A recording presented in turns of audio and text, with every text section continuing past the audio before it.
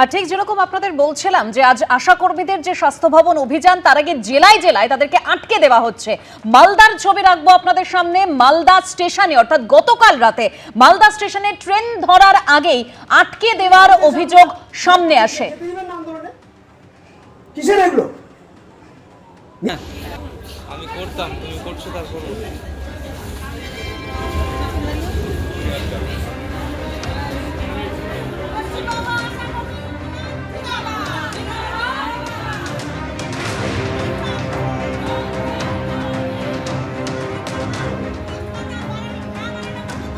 আমরা স্বাস্থ্য ভবনে গেছিলাম, তো আমরা বোর্ড ধরার কথা ছিল।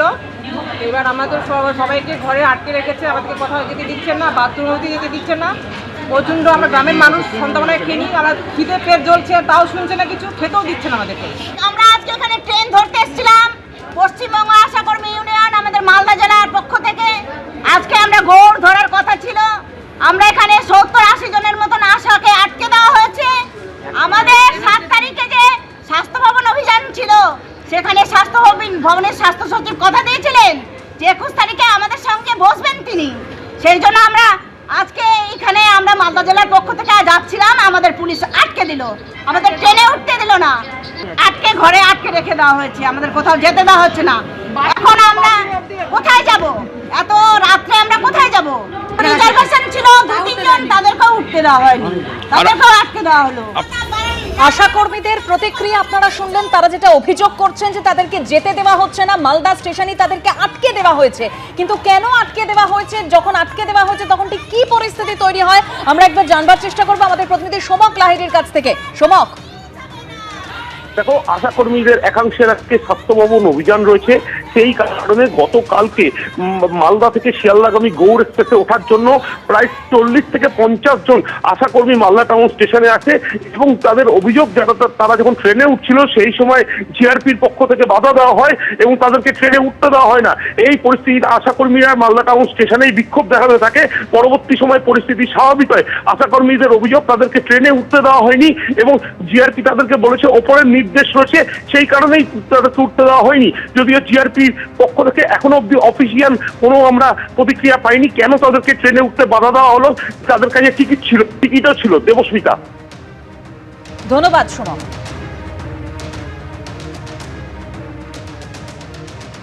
স্বাস্থ্য ভবন অভিযান রয়েছে আজ আশা কর্মীদের। আর এবার বেলদা স্টেশনের ছবি দেখাবো। আর সেখানেও আশা কর্মীদের বাধা দেওয়ার অভিযোগ উঠল। পুলিশের বিরুদ্ধে আশা কর্মীদের স্টেশনে ঢুকতে বাধা দেওয়া হয়েছে এমনই অভিযোগ। বেতনটা দিয়ে দেবে, তোমার বেতন বন্ধ হলে 2 দিন পরে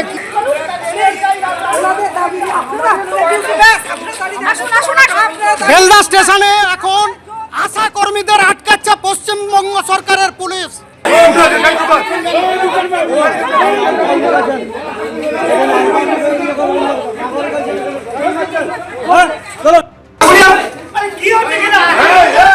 ওয়েস্ট বেঙ্গল পুলিশ কি করে রেলের জায়গায় আসা আমরা দেখবো। সবাই যান, সবাই স্টেশনে যান। কোনো অর্ডার থাকলে দেখান, কোনো অর্ডার থাকলে দেখান। টেলিফোনের মধ্যে রয়েছেন আমাদের সঙ্গে প্রতিনিধি সৌমেন চক্রবর্তী। সৌমেন, সেই ছবি আমরা দেখালাম বেলদা স্টেশন, এবং সেখানেও এই আশা কর্মীদের বাধা দেওয়া হচ্ছে বলে অভিযোগ উঠেছে। তারা কি আসতে পেরেছেন? হ্যাঁ দেখো, অমৃতা, সবাই যেতে পারেনি, তবে কয়েকজন কিন্তু উঠতে পেরেছে। শুধুমাত্র বেলদা নয়, পশ্চিম মেদিনীপুর জেলার বেলদা এবং মেদিনীপুর 2 স্টেশনেই কিন্তু একই ছবি ছিল। আজ সকালবেলায় যখন আশা কর্মীরা কলকাতার উদ্দেশ্যে রওনা দেওয়ার জন্য স্টেশনে পৌঁছেছিল, তখন স্টেশন থেকেই স্টেশন চত্বরেই একেবারে তাদেরকে বাধা দেওয়া হয় এবং স্টেশনে ঢুকতে বাধা দেওয়া হয়। এবং 2 স্টেশনে একই ছবি ছিল। এবং মেদিনীপুর স্টেশনে বাধা পাওয়ার পর মেদিনীপুর স্টেশন থেকে সামান্য দূরে রাঙামাটি ফ্লাইওভারের নিচে রেল লাইনের ওপর শুয়ে পড়ে আশা কর্মীরা। সেখানে তারা বিক্ষোভ দেখাতে শুনেছে যে তাদেরকে কেন স্টেশনে ঢুকতে বাধা দেওয়া হচ্ছে, তাদেরকে কেন যেতে দেওয়া হচ্ছে না। তারপর কিছুক্ষণ বিক্ষোভ চলার পর কিন্তু জিআরপি এসে সেই রেল লাইন থেকে তাদেরকে তুলে দেয়। তবে সকাল থেকে কিন্তু একই ছবি ছিল মেদিনীপুর এবং বেলদায়। যেহেতু আশা কর্মীদের সংগঠনের জেলা সম্পাদিকা, তাকে এই মুহূর্তে পুলিশ আটক করেছে বলে অভিযোগ কিন্তু আশা কর্মীদের। তবে তাদের এমনটাও বক্তব্য যে তাদের সবাইকে আটকাতে পারেনি। এরই মধ্যে বেশ কয়েকজন তারা কিন্তু ট্রেনে চেপে কলকাতার উদ্দেশ্যে রওনা দিয়েছে। অমৃতা, ধন্যবাদ সৌমেন।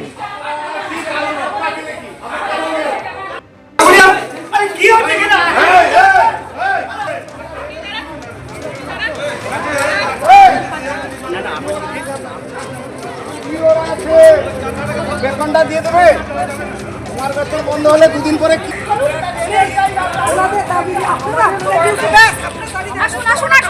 বেলদা স্টেশনে এখন আশা কর্মীদের আটকাচ্ছে এই ছবি আপনারা দেখতে পাচ্ছেন, জেলায় জেলায় আশা কর্মীরা যারা স্বাস্থ্য ভবন অভিযানে অংশ নিতে চান তারা বিভিন্ন জেলা থেকে যখন রওনা হচ্ছিলেন, মালদা স্টেশনের ছবি কিছুক্ষণ আগেই আপনাদের সামনে রাখলাম, অন্যদিকে বেলদা স্টেশনের ছবিও দেখছেন, আর সেখানেও আশা কর্মীদের বাধা দেওয়া হচ্ছে বলে অভিযোগ।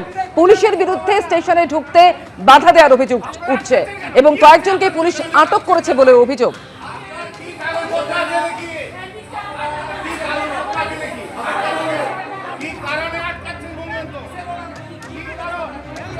অর্থাৎ যে ছবি আপনাদের সামনে রেখেছি, আজকে আশা কর্মীদের যে স্বাস্থ্য ভবন অভিযান আছে সেই অভিযানে অংশ নিতে জেলা থেকে আশা কর্মীরা তারা আসার চেষ্টা করছিলেন, তাদেরকে বিভিন্ন জেলায় বাধা দেওয়া হয়। তবে এর আগে 7ই জানুয়ারি আশা কর্মীদের বিক্ষোভ ঘিরে স্বাস্থ্য ভবনের সামনে একেবারে তুলকালাম পরিস্থিতি তৈরি হয়েছিল। ন্যূনতম বেতন সহ একগুচ্ছ দাবি নিয়ে বিক্ষোভ দেখান আশা কর্মীরা। খেলা মেলা ভোটে পরীক্ষা কেন্দ্রের ডিউটি করিয়েও রাজ্য সরকার উপযুক্ত পারিশ্রমিক দেয় না বলে অভিযোগ করেন আন্দোলনকারীরা। এমনকি রাজ্য সরকার তাদের ইনসেনটিভ দিচ্ছে না বলে অভিযোগ করেছিলেন তারা। আন্দোলনকারী আশা কর্মীদের দাবি তাদের ন্যূনতম 15,000 টাকা বেতন দিতে হবে, আর এই দাবি আদায়ের জন্য আজ আরো বড় জমায়েত করে স্বাস্থ্য ভবন অভিযানের ডাক দিয়েছেন আশা কর্মীরা।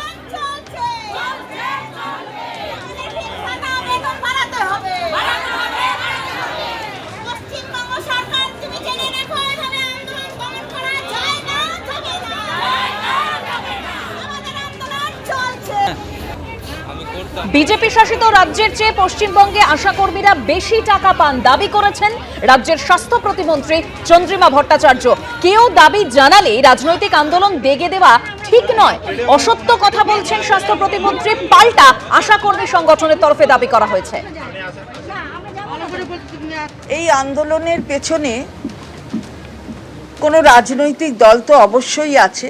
যে স্থায়ী ভাতা তারা পান সেটা সম্পূর্ণ তো স্টেট কফার থেকে। টাকার অঙ্কটা হচ্ছে 5,250। এত কিছু পাওয়ার পরেও, সরকার দেওয়ার পরেও সরকারের বিরুদ্ধে আওয়াজ তোলা, কেন্দ্রীয় সরকারের বিরুদ্ধে আওয়াজ নেই কেন? কেউ যদি কারোর ন্যায্য দাবি নিয়ে, ন্যায্য অধিকার নিয়ে, তার বঞ্চনা নিয়ে, না পাওয়া নিয়ে, এটা নিয়ে যদি কোথাও কোনো একটা ক্ষোভ, কোনো কিছু চায়, কোনো দাবি করে, কোনো আন্দোলন করে, তাহলে তাতেও একটা রাজনৈতিক তকমা এটা লাগিয়ে দিতে হবে।